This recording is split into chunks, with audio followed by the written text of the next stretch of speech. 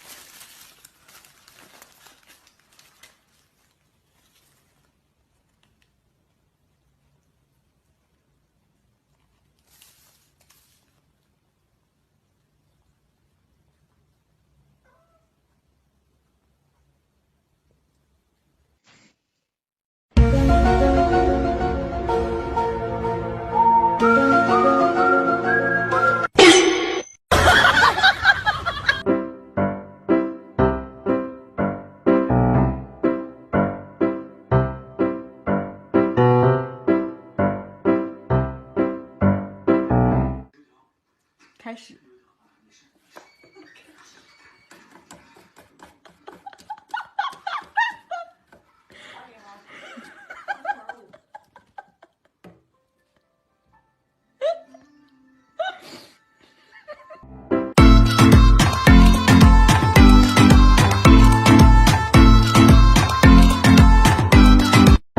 Give me high five. Give me high five. Thanks.